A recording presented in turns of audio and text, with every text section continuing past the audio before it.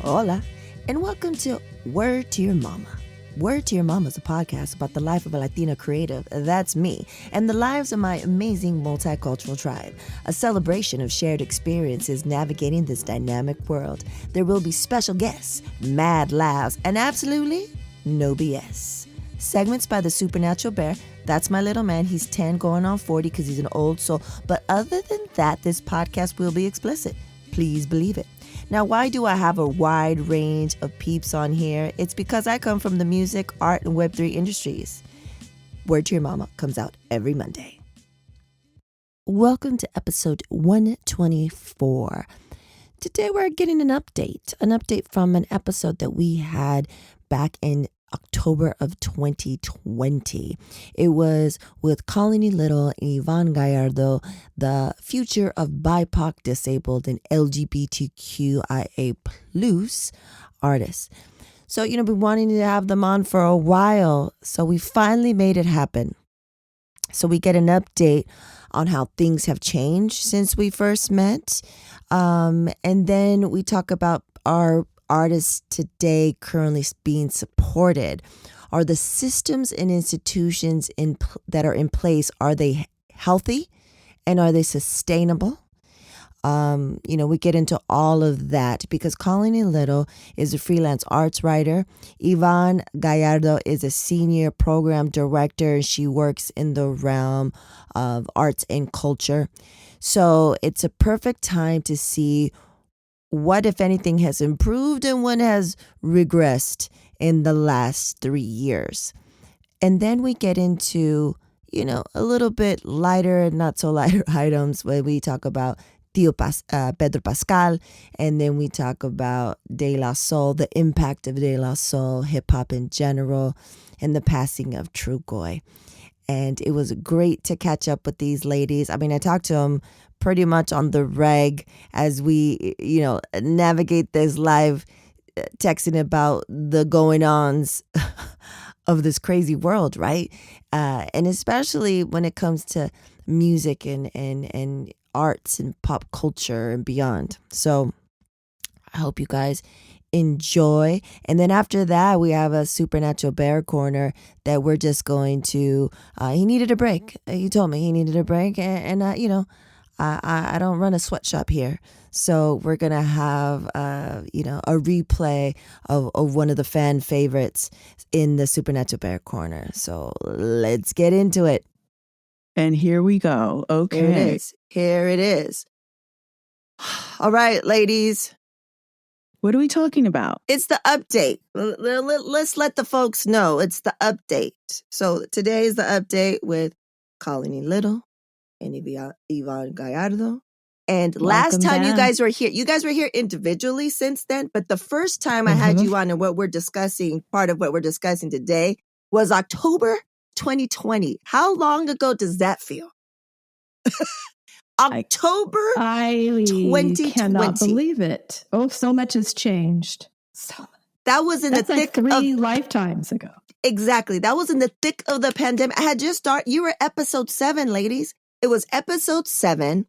The future for BIPOC, disabled, and LGBTQ plus artists.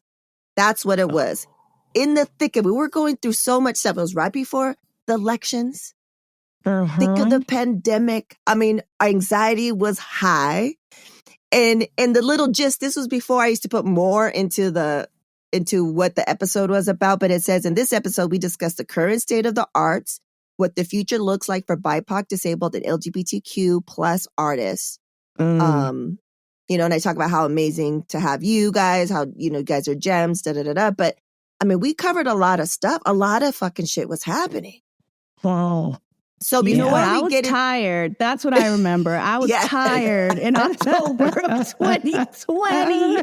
Please believe it. We were exhausted. Listen, I'm still tired. So please, yes, exactly. Facts. Some things don't change for me. Facts. So let's, before we get into the thick of it, how are you guys doing? Let's start with Colony. How are you doing? How have you been? Well, beyond being tired, and really I'm only tired because of the time change. I don't know if it's just me, but I just can't get used to it. But I'm doing good. I'm really excited to catch up with you both, to talk about art, talk about what's going on in the world, talk about what's going on in our lives. It's, the two of you during the pandemic were such a light to me and continue to be. So, I have like my family, and then I have a virtual crew and virtual family, and you two are a part of it. And I just want to thank you for being the people that you are. You're inspiring, uplifting, great sense of humor. You keep me laughing. So right back at you. I live for your tweets, Colony. I live for your tweets. It's very kind, Colony. Yeah, thank you. Evonne, how are you doing? How have you been? I feel like Daenerys Targaryen right now, coming out of the flames with her dragon eggs.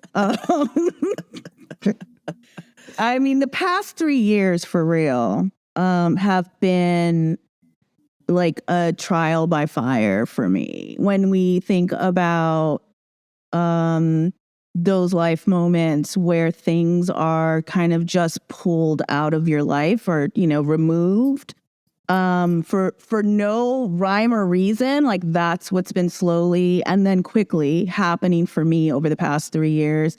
I just wish, like, I'm too old for all the drama. Like, I wish it wasn't so dramatic, but it is. And I think I'm at a place where I feel raw and vulnerable, but like I'm standing and I got my dragon eggs. That's right. Like, and we don't know where we're going yet, but the power is there. And I don't even know like the extent to which that power is in, right? I don't even know the extent of the power yet, but I feel like I'm standing and I'm grateful. So yeah. Not to get all deep and spiritual right in the first 5 minutes of our time together, but you asked how I was. And that's the truth. That's all I ask. That's all I ever ask in these convos is for the truth. So thank you, ladies. Colin and Evonne, for sure, I feel the same way.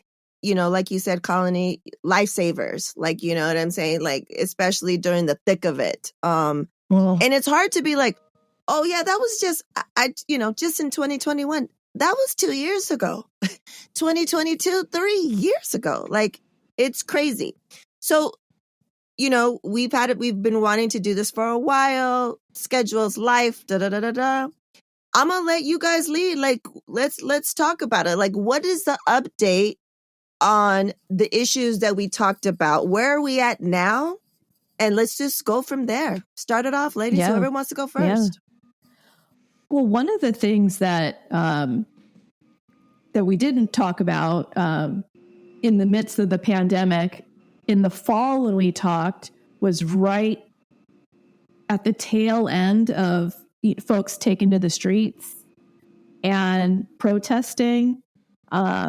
We lost so many people. At this point, the list is far too long, and from George Floyd. And so I think that we were at a point where we were looking to, in the art sector, for example, we were looking to institutions and artists to seize this moment and create some type of meaningful change.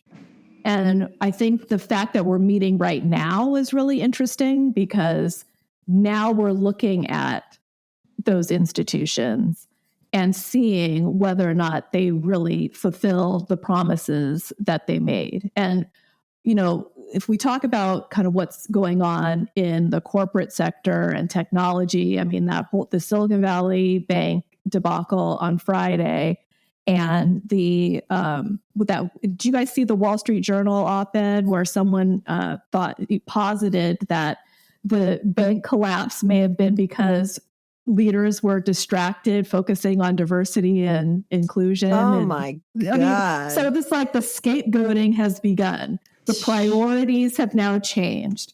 We've got to now focus on the economy and profits, and now equity and inclusion are not the priorities. And so we're seeing this really slow shift back to the status quo, and it's creeping in so many areas. If we talk about politics and talk about education and book bans and, the fight for bodily autonomy, there's so many issues that are now coming to a head because the pendulum has swung back.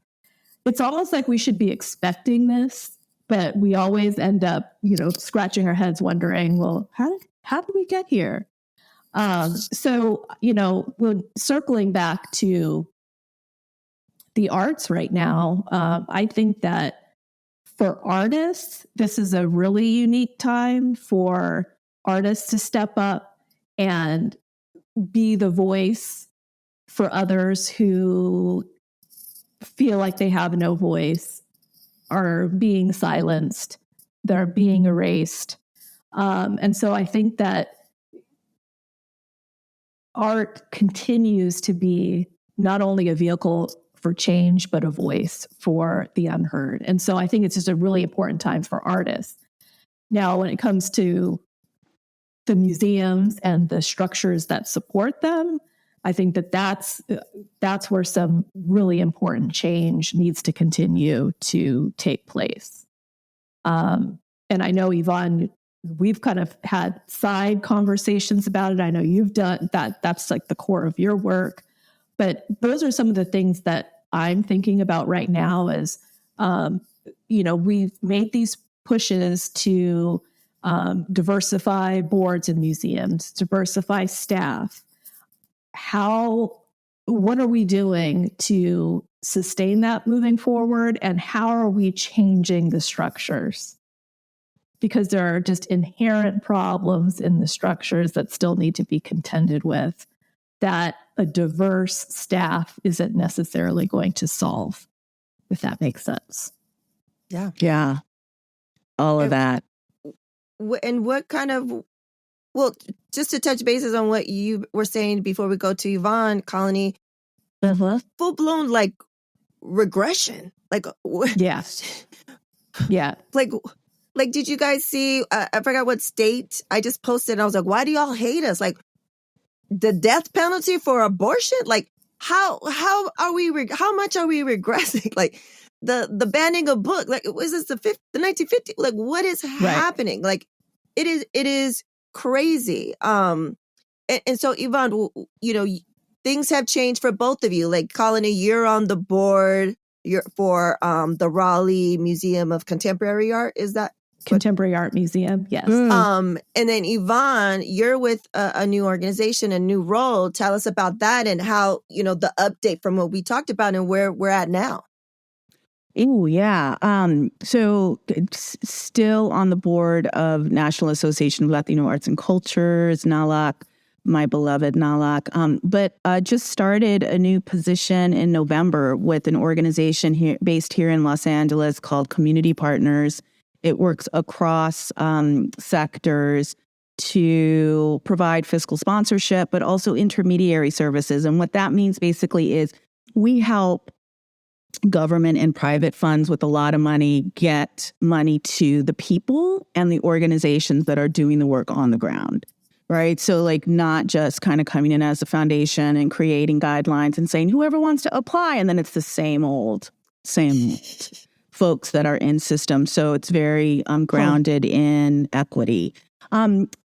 And so I am leading two of those regranting, a couple of regranting efforts focused on arts and culture, relief and recovery, funds for arts organizations and institutions. And then what we're talking about here and what Colony brought up as an opportunity in the moment that we find ourselves in it. But how do artists, how do we remind ourselves, because this is not new, about how essential artists are across the board, including in the social justice issues, right? The issues around change and equity and just that overall holistic health of a society and community. How are artists central to that, and how can they amplify messages and or even be a source of how change is created in different culturally relevant ways.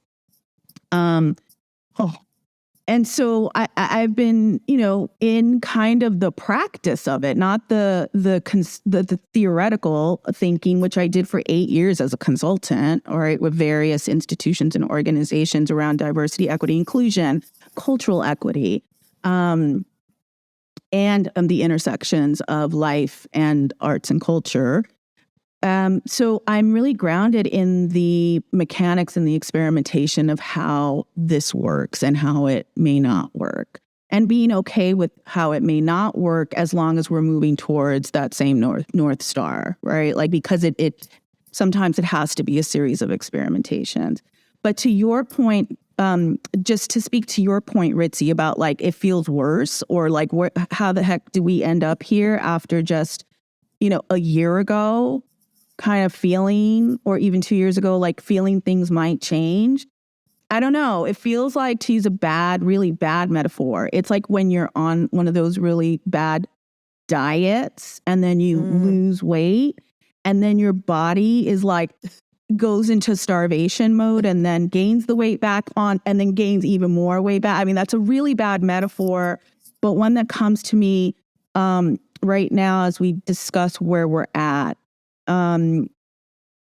It feels like we moved the conversation in a direction, and then everything, the forces that be, capitalism, status quo, white supremacy, Western approaches to old problems, has just like it's just pushed it.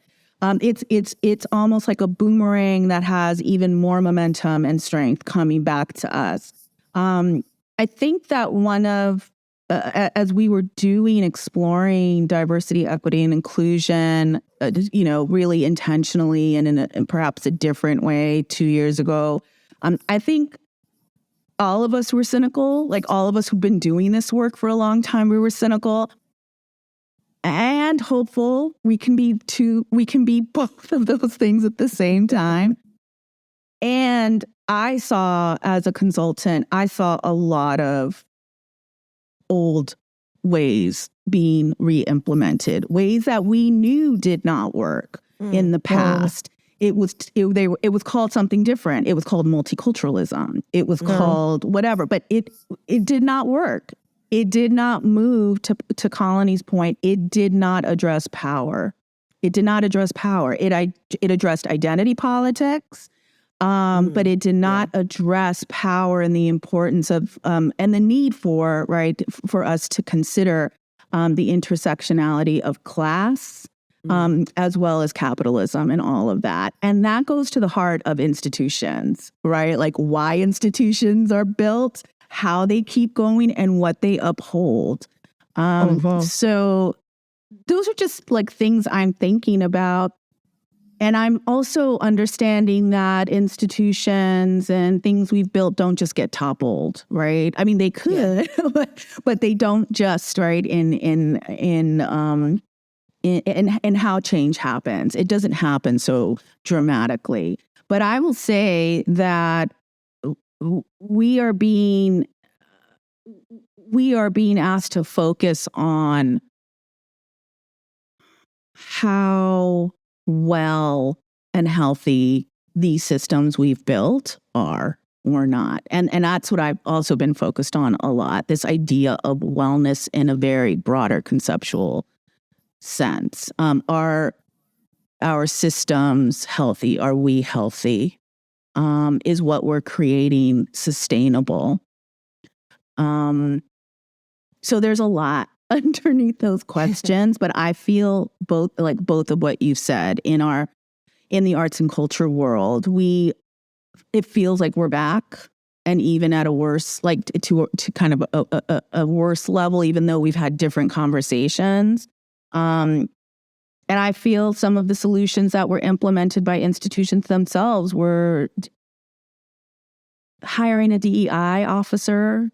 Like hire, right? I forget. I have not read this article yet, but there was an article, I think, in Hyperallergic. Yeah. titled like I was the DEI hire, or I was right. Like it was a person, a Black woman speaking about her experience being hired during this time and what that meant. I'm looking forward to reading that because there was a lot of that going on. There was a lot of bandaging, like throwing work in someone else's, right, in someone on someone else. And usually it's on Black and brown women from what I've been seeing, with no real power in the room. No real power in the room and no way to implement. I think it goes to like implementation as well. Let me know if you feel the same way, because it seemed like it was a buzzword of the moment because everyone was in their feelings of where we were at. And then when it went back because of capitalism and all these different things, where like everyone's going back into the motions of stuff, it was like, oh, let's just do this hire of this one person. Doesn't have any power, is really not changing, but on paper it looks good, right? But what is the implementation of the actual like processes, like to try to make changes in these institutions? And I had a conversation, a private conversation, but I will talk about what was said. It was someone that wrote, one of the people that wrote on the film side of art, one of the authors of The Inclusion Writer, right? The inclusion writer for all the different sets that, you know. Yeah. And I was like, this is amazing. So awesome to meet you, blah, blah, blah, blah, blah. How was that going? And it was, people say that they're using it, but they're not using it. And it was created so that there were steps and check-ins along the way to make sure you were doing the things. It wasn't like, oh, we got it, let's use it. We got one person of color done. Yes. It was, no, this is the check-ins, like to your point, Evonne, how healthy is this system? It's a system. It's implementation. It's a schedule. And she was like, people are saying they're using it, but no one's she's like, we created a whole system to help you do the check-ins to make sure it's healthy. And then we could see from there what needs to be changed, but no one's doing it. They're just like using it and that's it. And no one checks beyond that. Yeah. You have to get leaders on board who understand that change is needed and also understand that that there are incremental steps here. Yeah. It's not about blowing up a system and starting over, but there has to be a commitment to sustainable change. And I think that one of the things that has changed, I'm in Raleigh, North Carolina, and one of the things that has changed here in our very small cultural sector is in the wake of 2020, when museums were completely shut down because of the pandemic. And institutions were trying to figure out, who are we going to be? We've had 3 art spaces, non-collecting museums and artist collectives that have hired Black women and 1 Black male. So at the Contemporary Art Museum, we hired a new director who has overhauled the staff, created new relationships with HBCUs, created an artist support mechanism so that when an artist shows at the museum, that there's life beyond the exhibition, that they're showing in other places, that they're getting support outside of that. There's another group called Art Space, which is an artist-run art collective that's right down the street from the museum. It's a bunch of studio spaces. They're a pipeline not only to the museum, but they provide the studio space. They have a residency for HBCU artists. So, and one of the things that I met with the woman who was recently appointed as executive director there, one of the things that's changed because of the pandemic is funding, because the philanthropic funding has has dried up. So again, out of a crisis or a challenge becomes an opportunity. If that funding isn't there, then what are other ways that we can kind of share resources as opposed to competing for what little resources are out there? Right. So one of the things that that they're looking to are finding ways to partner in a better way, so that, you know, one exhibition in one space, there could be like a satellite exhibition or something where there's a conversation among institutions taking place as opposed to a competition. So those are just little things, but they add up and they mean a lot. And I think that to the extent that we take some of that power away from the donors that dictate who gets shown, that, you know, dictate who gets put on and who has a voice, those are some of the small incremental changes that I see that need to take place. And that doesn't mean that, you know, this isn't something that happens overnight, because I still see, just from my vantage point sitting on the board, us collectively still falling into the traps of, you know, which relationships do we have to, you know, to build. And I was just the other day asking about, okay, well, what's our prospect list for corporate donors? And it's like, okay, we have to not like fall into that trap. We have to find, you know, creative ways to build each other up. And there's a blueprint for that. I mean, I was doing some research on the Black arts movement of the 1970s, 60s and 70s in Los Angeles. The Black arts movement really came out of New York and was really focused on in literary circles. But there was a visual art component in LA that was really strong, and it all catalyzed after Watts in 65. And the Watts Arts Towers, and there was a writer's workshop, there were theater productions, there were all of these different collectives, music, orchestra, all of these different pockets of artists that came together with some funding and some support, but it was all grassroots and community based. And they all fed off of each other. It wasn't like everyone was siloed. They were working together. So it's been done. And we have to tap back into some of that spirit, but also recognize that the landscape has changed. So it's just a matter of kind of how are we tweaking that to meet the needs that we have today.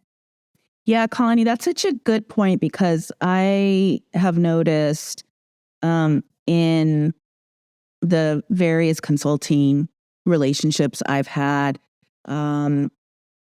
large institutions, if we talk about culture broadly, right, the philanthropic culture in large arts and culture institutions is still very focused on the wealthy individual. Right? How do we engage wealthy individuals?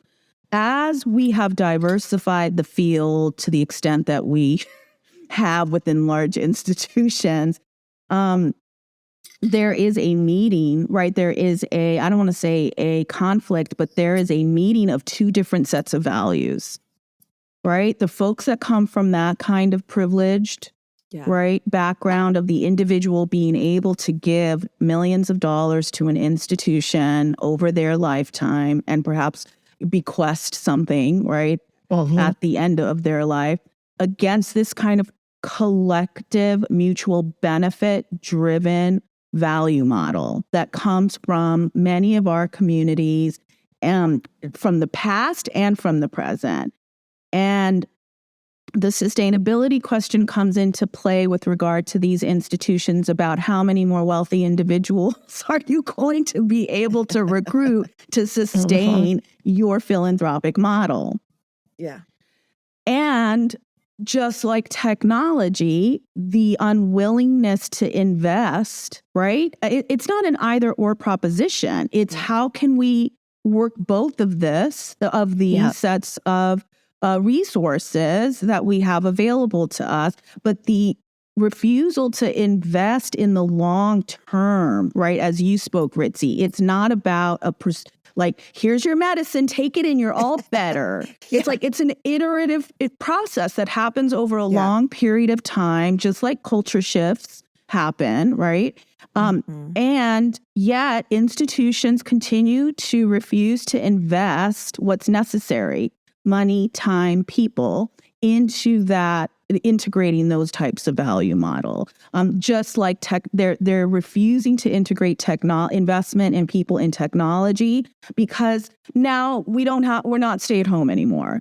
Even though in California, we have known that younger people are taking in their arts and culture experiences on handheld devices through technology more than in-person experiences. We knew this before the lockdown. Why are institutions refusing, and organizations, not just institutions, refusing to continue that investment, right, and content online? I don't know. We know what's good for us, and yet we're not doing what's good for us. So it's a challenge there. Yeah, and I could see it as like a financial fear, right? Like, well, we've been doing this for this long, and we gotta, grease these wheels with these rich people, blah blah blah. But like Colin, you said, like, what's happening that you've seen as being a board member. I love that. Like, I feel like last year the buzzword was community, and this year, since the beginning, like I've been talking with different people in different, sectors, Web 2, Web 3, it's collaboration. Like, that's the way we survive, right? Because financial shit's all over the place, it's collaboration. So I love that there's some good things have come out, right? And I'm hoping that it spreads. And then another thing that I saw in September, I went to a Latitude conference, like a Latino business thing. It was arts and everything too. And what I saw was very encouraging and inspiring. I went to the rooms where people would pitch ideas all day and then someone would win, but it was of color, right? And I love that. But what they also talk to is VCs, investors, but of color. Women of color, men of color. And they got to do the little spiel because, they were going to fund some of these projects. And I'm hoping what I saw there sets a precedent because it's in the business sector, right? It's in tech, that it can go and flow. So they were like, he was great. He was Japanese, and he was talking about, his parents were in the internment camps. He's like, I'm not too far removed from the BS. He's like, so now I'm in charge of this big fund, and it's for marginalized women and marginalized communities. He's like, but I'm not here to mess around with those. He's like, I look at your board, and if you just got one person, one woman, one person of color, that's not it. And I think this goes into whether it's in this sector and all sectors. I think there's incremental change that has to happen on a community level and all this stuff, but also getting our people into positions of power, like Homeboy, where he's like checking it. Nope, I ain't falling for the one person because you put him on there right before you pitched. No. Like, he's like, I want to see that. What's the long term? Like, are you really about it? And I feel like that was encouraging because it's like people in position of power that have the funds, that have the money, that make those decisions are looking to see, are they going to fund, one, she's this dope Latina born and raised in South Central, charge of this huge fund. And what she does is she invests in U.S. and Latin America startups that their whatever they're building is community based. Do you know? So like stuff like that is encouraging, and I'm hoping that with the collaboration, revisiting, like you said, Colony, like what has worked in the past that could still work now, maybe tweaked a little bit, and Evonne, you're saying like, I think that's very important, the health of such systems, right? Health. Yeah, and the sustainability of it. I mean, I don't want to go down, one of the things that I thought, one of the things what was a lost opportunity, I think, in the DEI conversation was the ignoring and or just tiptoeing around, right, capitalism and its role in the creation of systems, institutions, and just the way we live our lives. But the sustainability of this, of how we move forward together in a healthy way, these are not new ideas, right? Like the idea of the venture funds and the how artists and collectives worked as a result of being excluded from large institutions, like Colony was mentioning. The idea that I'm not good unless you're good being put into practice, that's Fannie Lou Hamer. That's not new, right? The practices of which I have been like telling community-based arts organizations for so long, like, let's experiment with this. The idea of the tanda, right, in our community. How do we recreate tandas for the benefit of artists, communities? And there are models that have been created over the past 3 years that reflect that, right? You go into a fund, right? People put into a fund together, and then that fund is shared. Everyone takes their turn, right? And takes the money from that pot. And then, right, the next person gets it the following month, or et cetera, right? Artists have created models recently to support themselves in that way. So everything we need, we have. It's, I think, how do we see all of this, all of these ideas, all of these institution systems as tools, right? Maybe it's not, this is the right one, right? Or maybe this isn't working for us now, but let's move to this one. And maybe this one will not work for us for a while, but we can try it out. Let's work with the tools that we have, and let's put to rest the tools that we know are not working, that require inequity in order for them to, right, even operate in the first place. Right. Like, let's, and I also know at the individual level, it was lovely to interact and exchange with an artist who has committed themselves to only operating on a barter, right? As much as possible in a barter, like their own lives, right? To say, instead of Venmoing you, can I trade you something, right? Like modeling that at the individual level and making us think about how would our systems, our communities be if we operated in this way. So I think that we have been saying for so long at that community-based arts organizations and efforts are models for the directions we need to be going in as a field. There's been research papers written on it about how community-based arts organizations, culturally specific arts organizations, are the model for our field. And yet, I don't think we're there yet. Yeah. We're not there yet. I think they're picking up some of those ways. Institutions are picking up some of those ways, but we're still not there yet. I think for the artist, however, this is both a unique time, especially for Black, Indigenous, Latinx, and API artists. Like, we've not been in this, artists have not been in this moment or at this intersection of considerations and life experiences like we've been in now. And I find both a pressure, like there's feelings of pressure of reality of life and the possibilities that I hear a lot, spoken a lot through the lens of collaboration, community, cooperation. So I don't know. I feel like there probably is a lot being made, but I feel like there's some ideation, a lot of ideation happening right now at the artist level. And I'm excited for that. I'm really excited to see what comes out of that. So Colin, you posed a good question when we were, going back and forth on what we were going to be discussing. Are artists more or less supported at this present moment?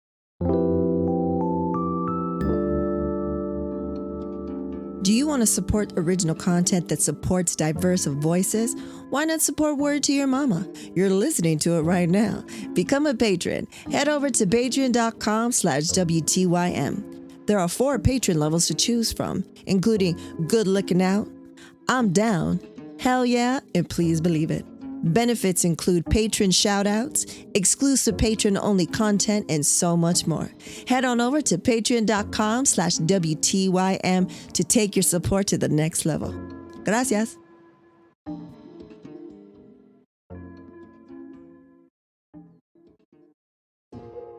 Many of us have heard of the devastating passing of Hurricane Fiona through Puerto Rico, but not many of us know of ways, or better yet, trustworthy ways to help and contribute to those in need. Fiona a través de los ojos de los niños is an NFT project featuring art made by children of the nonprofit school Flor de Loto in Ponce, Puerto Rico. Through their drawings, they've expressed their feelings and fears which they went through the hurricane. You can help these children, their school, families, and communities by minting one of their NFTs at helppr.xyz. You can also help by sending crypto directly to their wallet listed on the website, or do a donation through PayPal. The links can be found in the description. And to learn more about this initiative and how you can help, please visit helppr.xyz or via Twitter at helpprflm. Do you think?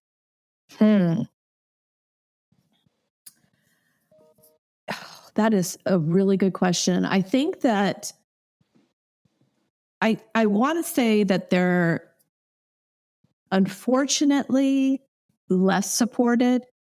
And the reason why I'm saying that is because I don't think that artists are given the space to find the community and the healing that they need in order to continue to create. So I'm speaking somewhat selfishly in this, and I want to take this as an opportunity to speak to artists about what they can potentially do differently.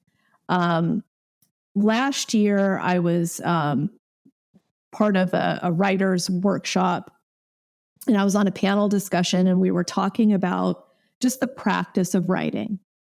And one of the participants asked me about, well, how do you network and collaborate with other writers? And I sat there and was like, writing is a very solitary activity, and that's one of the reasons why I gravitated to it. I worked in the corporate sector for 20 years. I'm relishing this time of, of being alone and being alone with my thoughts and writing and working with an editor and having that tight relationship. But beyond that, I was like, I'm not part of any writers groups or collectives where we're sharing ideas and talking. And as a result of that, I had one of these kind of aha moments where I was like, you can't work in a vacuum and think that you're taking good care of yourself. You have to be surrounded by people who understand what you're doing, people who can give you honest feedback, constructive criticism, and can also hype you up when you need to be hyped up. So it was at that point, someone in the group invited me into their writing circle. Nice. And so now I have a group of women who are supportive, and we all work on very different things and we're at very different stages in our careers. But just having that support system is helpful. Artists need that. And so I know that through networking and things like that, they find a way, but it's like you have to actively seek it, and you have to think about how you're going to show up for other people. So I think first and foremost, having a group of people who have your back is extremely important. And it's really important for artists who are on the verge of, breaking through and, trying to, find an agent or find a gallery, and, understanding how their contracts work and making sure that they're getting the right legal support and all that. There's just that kind of support mechanism is really needed.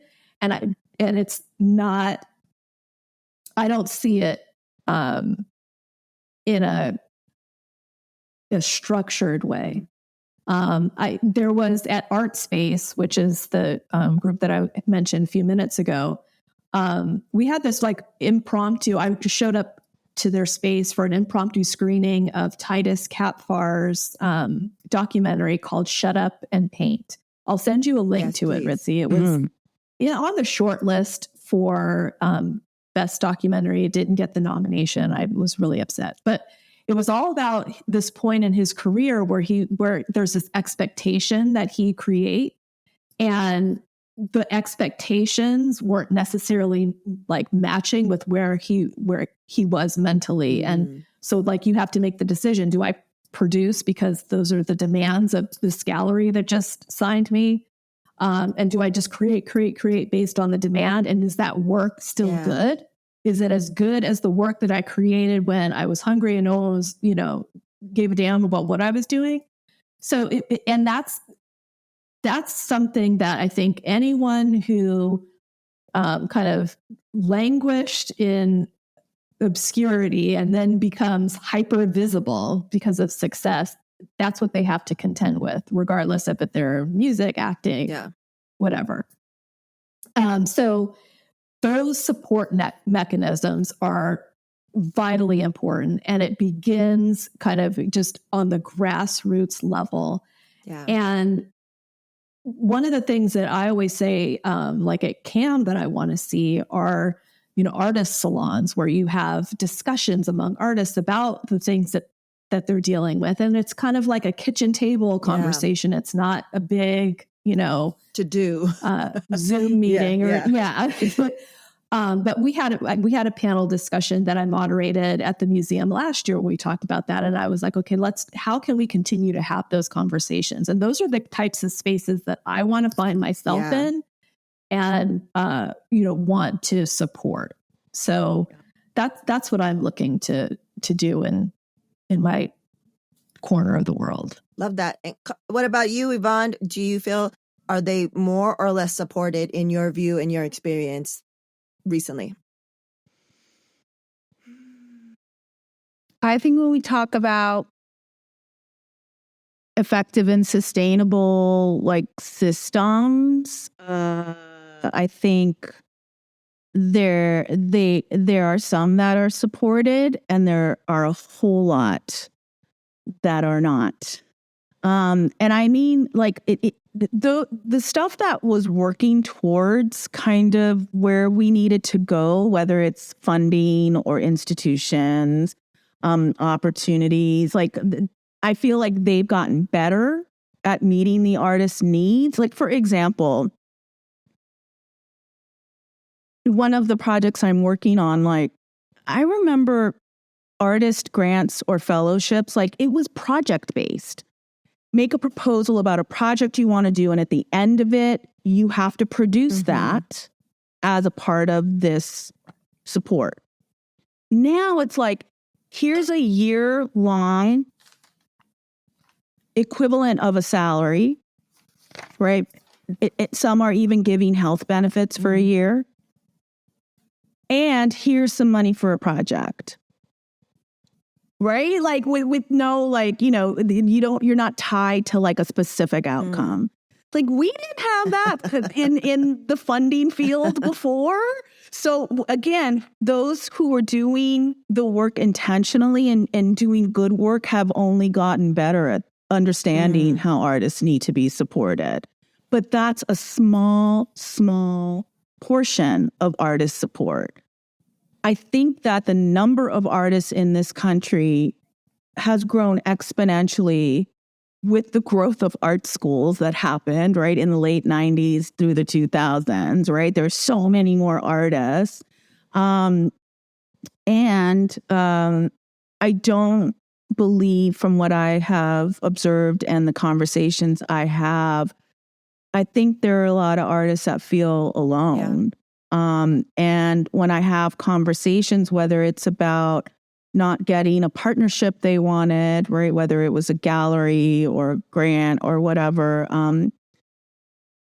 I always say, go wherever you got to find a group of artists, just go there, work and we have organizations, thank goodness, like Self-Help Graphics and Art, right? Where artists can go and be with each other and talk and do collaborative projects. Even if you're an artist that has been working alone in your studio for however long, like you have that place, like, and encouraging artists to go and be with other artists, right? As a means for inspiration, for hope, for love, for understanding. But I do think that I don't think I think we need to see more modeling of other examples, past and present, other examples of what success looks like, right? Of what feeling good, feeling taken care of looks like for an artist. And Colony, that time period, right, in Los Angeles was so very much that. It was about community. It was about intercultural collaboration too. It wasn't just right here. It was, let's reach out to the folks in other parts of our region that are going through the same thing. And that's a beautiful model. We need to see more of what like that type of support looks like and is lived through, I think. But through the standard institutional model, funding model that we see before us, there are only going to be a few, just like our economic system, right? There's a few that get supported and the rest got to figure it out on their own, unfortunately. So how can we create micro support structures everywhere for our creatives? I wish we had legislation that required every space in our society to have a poet on staff. Like, I wish like that was a requirement, because that's where I think ideas, limitations, solutions can be, informed for the better, and also bad approaches to problems can be interrupted. So just, there's many ways to support artists, but the fact is there are so many more of them, at least in our midst, than there has been when I first started out in the arts and culture field. Certainly Black, Indigenous, Latinx, and AAPI artists for sure. It's a lot of work. I want to give every artist like an endless supply of feel-good support and real life support. That's why I do this work, right? That's why I'm in the work that I am, is for the artist. But it's a hard question when we're living within a system that is limited and inequitable and informs all other microsystems that we work in. So it's tough. And also we know we've worked outside those systems for centuries. So let's get to it. Well, part of it is encouraging the artists themselves that you can be a catalyst for change. Okay, you aren't just a voice for what's happening in the present, or a voice for the past, or thinking about the future. You can create change, and explaining that and honing that message down to those individuals that are in power. Artists take something and create alchemy. I mean, they take something that existed and transform it into something new. That is the type of thinking that is required to create and sustain change.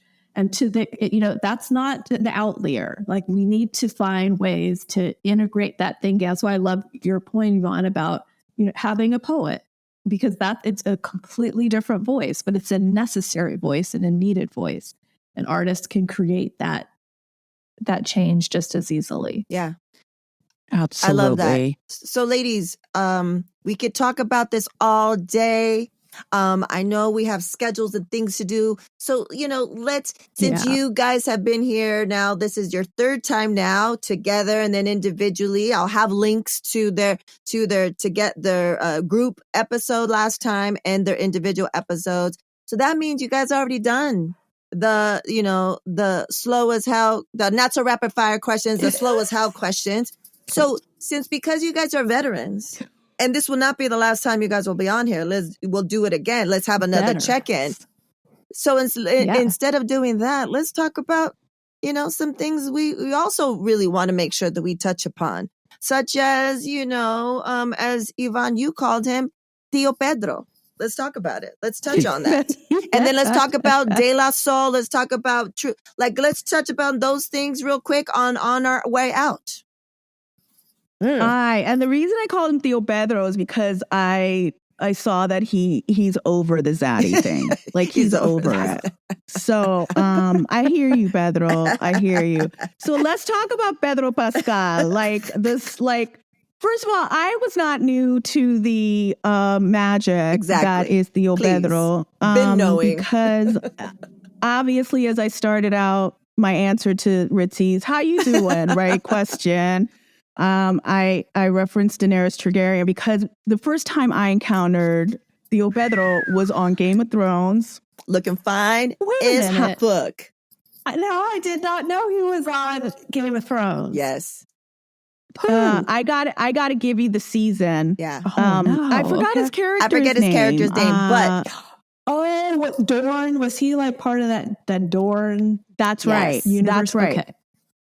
That character. Whoever wrote that character, brilliant. Yeah. And then Tio Pedro, casting agent, give them an award on point. every moment. I mean, I didn't want it to end, right? I didn't want his character to go away. It was that good. So I've had like this little, magic or, this little thing for Pedro Pascal. But then when he started to go viral, like for whatever reason, right? Like Gen Z's started calling him Zaddy and like sharing and like, I'm like, what? I want to know what this generation, what are they drinking? But also he's an Aries, I'm into astrology. So he's an Aries and Aries have that charm. Aries have that, I don't know, but they'll pull you in. Perfect characteristics for an actor. And he is not cute by any, at least my standards. Like, I'm like, you are not attractive to me, but there's something about Pedro. That's what I say. There's something about Pedro. I don't know. And then I'm not going to go too much into The Last of Us, but if he does not win an Emmy for that role next year. Yeah, so good. And then also Mandalorian, like just his voice. Like we didn't see his voice for most of that shit. And we're just like, yes. Like, and I don't know if you guys saw it, but I will repost it. A TikTok, if you will. It's in Spanish. And she's lesbian. And she's like, she has a whole presentation. She's like, why I am questioning my homosexuality because of Pedro Pascal. She was like, he's like our father figure. Like you might have a father, but he's like our father figure. And then she goes, and the next point was Aries. That's it. That's all I got to say. He's Aries. Because that's all you got to say. She's like, that's all I got to say. And she's like, yeah, I don't, I'm a lesbian, but, I don't know. I'm all about Pedro. But sexuality is fluid when it comes to Pedro Pascal. It is. Let me tell you. Yes. Can you just add into the mix? His Rihanna thirst is what got me. Thank you, Colony. Thank you. Snippet on the red carpet. Is that Rihanna looking at Sweetie? I was like, oh. So Rihanna, he is everything right now, and Prince saying that's his favorite perfect song. He said was yes, but like the most. So he's talking about Prince, like what he grew up on. He grew up on Spielberg. He grew up on I forgot the other thing he mentioned, HBO, and he grew up on Prince. And he talks about Purple Rain and that song and how he has to be in a certain mental headspace to listen to the song because it is the most emotionally emotionally full, beautiful song that he has, that he's ever encountered. And he has to be in a particular place to even listen to it. Wow. And I mean, a man that recognizes Rihanna and Prince. Come with it. Listen, that's quality. Listen. That's quality. Okay. And I hope he stays. Hero. He stays because he's getting it. I mean, like Mandalorian, top of the game. The Last of Us, top of the game, and it's just, and then the Mandalorian's back again, and it's just like, I don't want him to fall. I don't want it to be where we're at with Bad Bunny. Do you know what I'm saying? Like, I don't want that shit. Do you know what I'm saying? Like, I want us to keep him here and that he doesn't let us down. Though everyone eventually does, but right now I'm all about it. All the content, like the one I just sent you guys last night where he's going to the Vanity Fair party and he's like cutting the line. All the guys, it was like that Spider-Man dude and everybody's looking at him with like kind of like what? Like, oh, but did you deserved. But did you see the little white girl handler who was like all like, she was aprendida, like she was all excited, like, oh, I'm Daddy Pedro, exactly, wherever he giddy go. And I just have to say, like, thank you, Uncle Pedro, Tio Pedro, for saving Narcos, saving us from letting the white boy lead in Narcos. Like, thank you so much.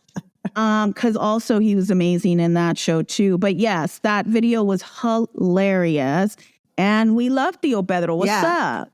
Represent and his like best friend bromance with Oscar Isaac too. It's too much because I love them both and they love each other, and there's like all these montages of them together, and it's just like, oh my gosh. I see that for sure. Love it. I got to tell you a story about Oscar Isaacs. I won't tell you here, but it completely. I was having dinner sitting next to him, and I overheard a conversation. But I'll share that with y'all offline. Sorry, folks. You don't see that. I was like, what?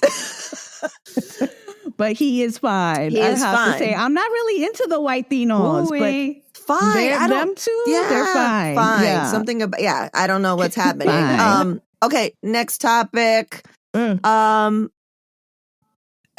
don't know how, I know that everyone, it was a huge hit and a huge loss.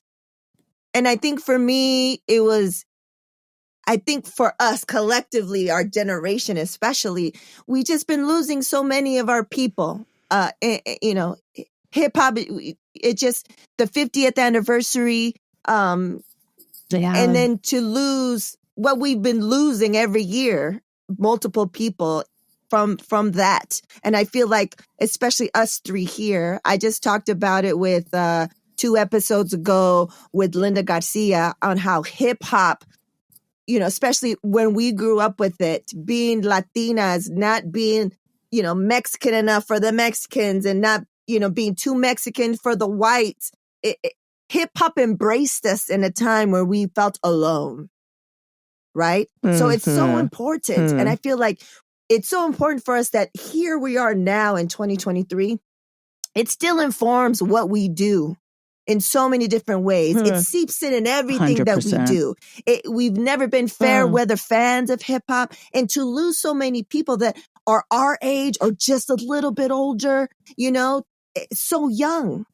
And I'm talking about the huge loss of Trugoy from De La Soul.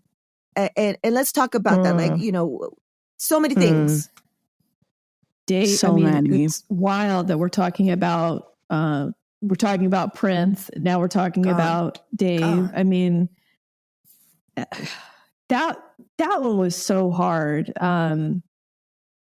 for me, I mean, I think all three of us were texting when we got the news, like, you know, but with De La, I think that as a group, they meant so much to me when I was in high school.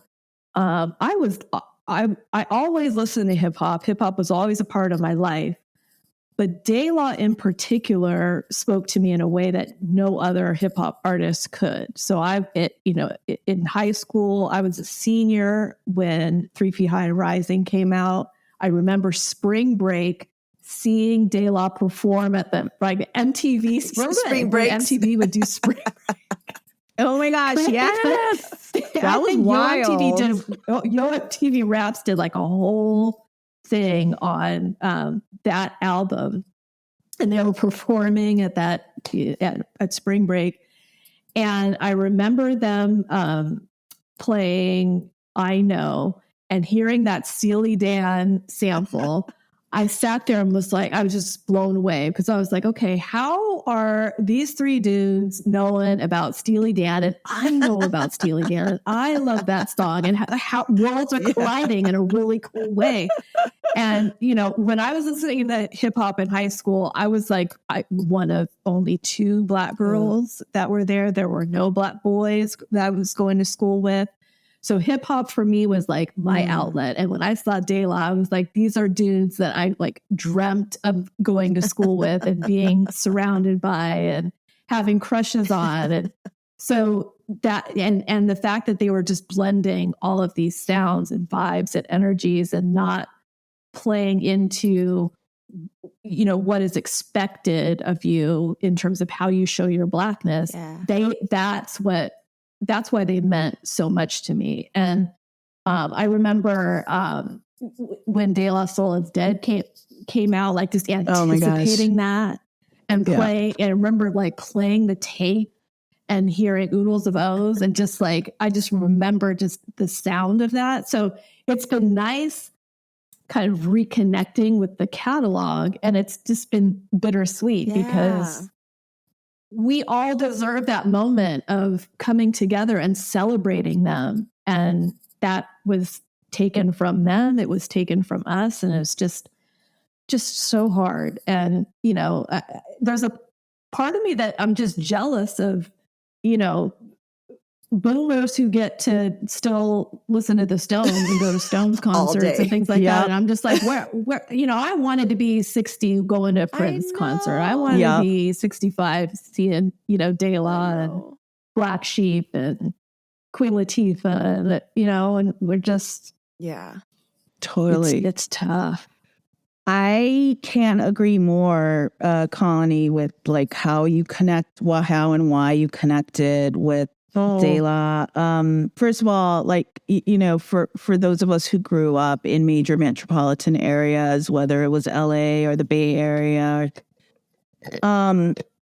we were very lucky to have, you know, whether it was independent or pirate radio kind of hip hop stations. In LA, we had KDLA, right? Like that was playing hip hop since almost its beginning, and certainly focused on a local set of artists like NWA and all of those folks, and even like those that bordered, you know, hip hop and funk, like Egyptian Lover, right? Who was making beats, and, you know, like all of that being played on this one platform was amazing. But when De La Soul came out, I don't know where I saw them. It was probably MTV. As someone who was straddling communities that were experiencing violence, experiencing many of the things that NWA and other hip hop artists were talking about, and another world of possibilities, right, through education and, you know, just proximity to other possibilities, let's just say. De La was like the manifestation. De La was modeling, right, the expansion of my world in ways that both resonated and also that I had really no idea, in ways that I had no idea were possible. And so whether it was aesthetically, whether it was just one of the things I loved most about them, and it makes sense that my best friend is an RBF, is because De La also had this RBF thing going on, right? Like the resting bitch face going on. And I loved that about all of them. Like they weren't emoting all over the damn place. They were, you know, I'm not saying it was performed, but there was this contained part of themselves. There was an intellectual part of themselves. There was an aesthetic, right? An aesthetic that was both completely unique to them and also reflective of the rave scenes that were happening, like whatever with the 90s raves, like y'all don't know raves, the 80s raves, like that's where it was at. And they were reflecting that. They were reflecting suburbia in a way that I think some of us kind of knew about and sometimes not at all, right? So all of those things hit me at such a young age. And because I would say 99% of the folks I went to high school with were, very goth or new wave, like embedded in those communities, me wanting to go see them at Universal Amphitheater in Studio City with my 2 tickets, like I had to beg my friend to go with me, right? Beg her to drive us so that we could go. And so saw them with LL Cool J, and I think it was Slick Rick and other, I can't remember, there were other acts, right? Because at that time, hip hop concerts were not like they are today. Day on that ticket. I don't remember. But the artist Mario Ibarra Jr., I think I wrote about this concert on Instagram, and Mario Ibarra Jr. said, hey, I was at that concert. Remember when LL pulled out he came out on stage with his red Corvette or red Porsche, and all of the Crips broke out in a fight. And I was like, oh my gosh. Like, first of all, I didn't know he went to that same concert. Second of all, I had completely forgotten about that Crips breakout, fight breakout. Anyway, memories that will last me a lifetime. And I was there. I mean, it was great to see the other acts, but I was there for De La. Yeah. Like, I was there for De La Soul. They continued, right, to have like an enormous impact on me when I went to college. And a lot of the friends I met in college initially, because I would wear that glow in the dark De La Soul t-shirt from the concert, like every day in college, like every day. And some of my best friends that I'm still friends with today always remember, I came up to you and I started talking to you because you had that De La Soul t-shirt on. See, there you go. And those are good people, right? Mm-hmm. That's a good litmus test right there. For sure. So RIP, and then, the only small little thing to help us during this, grieving process is the fact, as you mentioned, that their catalog is finally available. And now I get to, the Supernatural Bear, he knows a few songs, but I had to find him on YouTube for him to listen to, because he knows because we're 3, so he knows 3 is the magic number. He knows that and stuff. But now I'm so excited because I can play all of the stuff and introduce, and he could be more familiar and he'll like the skits. Yeah. So I had forgotten all about the skits, and I like that they're posting the different people talking about their stories, and they animated them on the IG. And, and then Bill Hader, he's talking about how significant this skit was. And, just how many people they've touched just listening to the quote unquote celebrities that are talking about them. And you're just like, on so many levels, writing, acting, skits, the music, the fashion. It's crazy. It's crazy. I also want to No, go ahead. I just also wanted to add in here, that interview on NPR where they had 2 or 3 dudes talking about De La. And I'm like, for the women, I just want to from a woman's perspective too, the intelligence and the inclusion that they brought, not just De La, but the whole tribe and Jungle Brothers and Queen Latifah. I mean, Queen Latifah was part of that crew. Moni Love was part of that crew talking about what she was talking about in that. That was modeling an inclusive hip hop culture, right? They were modeling all of that. And the lyrics they spoke, I mean, the lyrics they wrote, we were just talking about this, Colony, they aged well. I mean, there's some hip hop songs that do not age well. As a woman, it's hard to listen to them nowadays. But I think also, the respect, the inclusion of women, that was something that we had not heard enough of up to that point. And I think it invited also, I'll just say, the aesthetic. I'm just going to keep on with the aesthetic, not just the album cover, but the way they dressed. It wasn't hyper macho, right? It wasn't hyper masculine in a way that was that felt divisive. It felt connective. And I felt as a woman that I could be a part of that. Definitely. And that was powerful Queen for me. Latifah and Moni Love, they were not just some sides, pieces. They were up in front, and they weren't, objectified or sexualized. And that was another, sign for me to be yeah, totally, I'm down. I can be part of this, it was an extra cosign because I had been on Queen Latifah's tip from jump. And then to see that, it was a natural progression. And, it's just, man, it's just good That shit. was the time. I was going back through videos and watched Queen Latifah perform on In Living Color.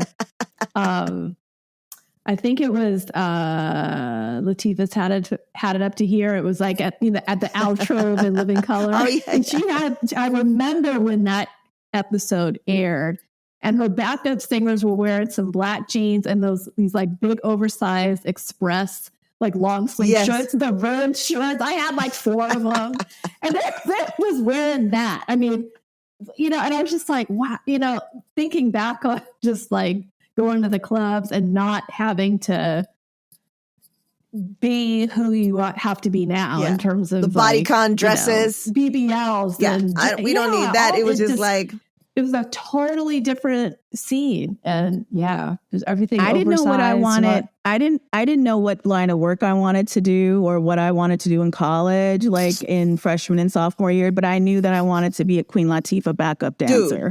That much. A Queen Latifah backup dancer. That much I knew. Or In Living Color, dancer. Those were a fly girl. That's all. That's all I wanted to do. That was my goal. I was gonna move up to. I went to college in Long Beach, and it was only this far away from LA, and I was about to But I just want y'all to go look at the Ladies First video again, and you're gonna understand what I'm talking about. When you're like, oh, they go yes. I remember I used to know all the dances that they would do.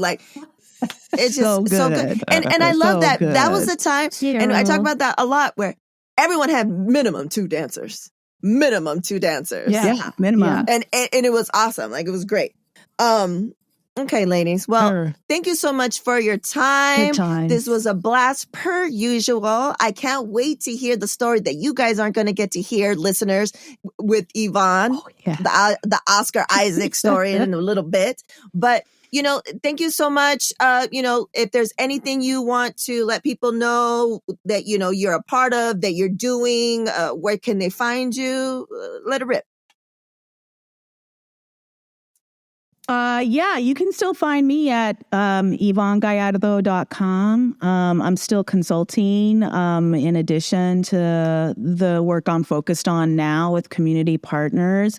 Or you can find me on Instagram, Muse1971, or TikTok, waxing on some topic at Muse Mujer on TikTok. Yes. Nice. And I am still at Culture Shock Art I am still freelance writing, so you can find me pretty much everywhere. Writing for Hyperallergic, Art News, here locally in Raleigh for Walter Magazine. So I'm still out there looking at shows, writing about artists. You can still find me. I am one of the few that still remain on Twitter at Culture Shock Art. I'll ride that until the wheels fall off, and that's happening quickly. I think I was telling someone the other day we're riding on rims at that point. We are riding on rims. But, sparks are flying. In the meantime, I'm still on Instagram at Culture Shock Art. And yeah, I just, just keep supporting artists. Artists, keep your head up. We are here for you. Make yourself known any way you can. Sweet. Yeah. Muchísimas gracias, ladies. And now, introducing the Supernatural Bear Corner. Supernatural Bear. This song goes out to all the people who love yams. Hit it! Can I get to the yams? Sweet yams. Show me the way, 'cause I got bills to pay.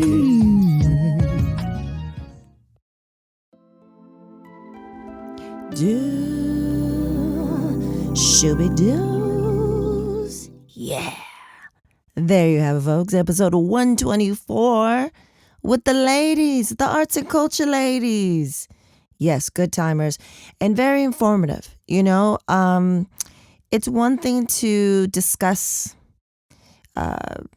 topics, and it's another to have people that not only talk the talk, but walk the walk, if you know what I'm spraying.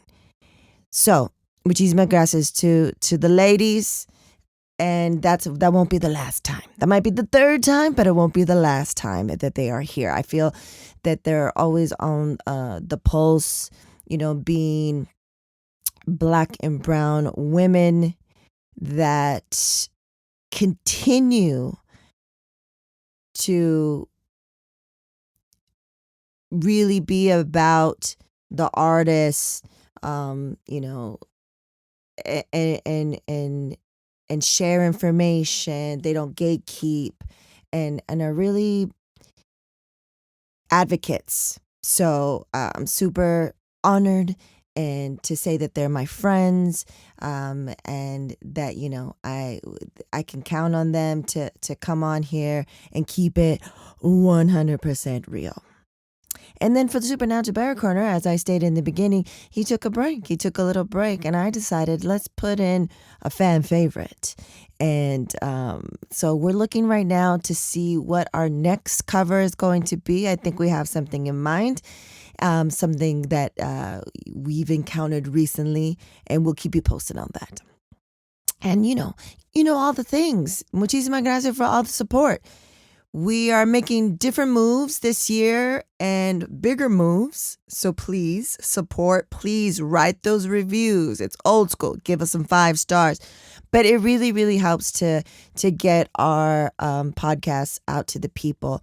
And let's remember, once a month we got relatives. That's me, a Mexican girl, and Naisha, a Black girl raised 2 exits away from the border in San Diego, and became we relatives. And so that's very therapeutic to have those conversations. And then once a month we also have the Nerd Out. That's me and T.I., Lisa B. Jenkins. And she's white. We've had a show forever, but before it was a hobby, and now we're taking it to more people, having it here on Word to Your Mama, and we just talk about anything that we nerd out on. You know what I'm saying? Because you don't got to be a nerd to nerd out, especially now that we have all this information at our fingertips.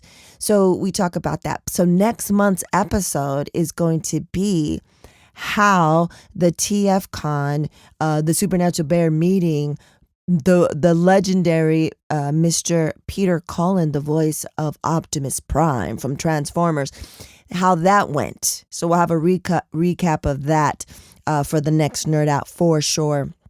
So, and then, buy something from the store if you please. And then, there's the become a patron, or you can buy us a whiskey via buy us a coffee. And, email us, hola@wordtoyourmama.com. Let us know how we're doing. Who do you want to see? What are you tired of? Are you tired of all the ums? That's a little tough, guys. I'm doing my best. But yeah, so we'll, see you next time. And as always, we reap. Word to Your Mama is owned and produced by Ritzy P.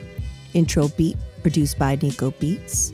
If you want to know more, you want to email us, you want to get the media kit, go head over to wordtoyourmama.com. Word to Your Mama is now part of the Latina Podcasters Network. And as always, Word to Your Mama is brought to you by ritzyperiwinkle.com.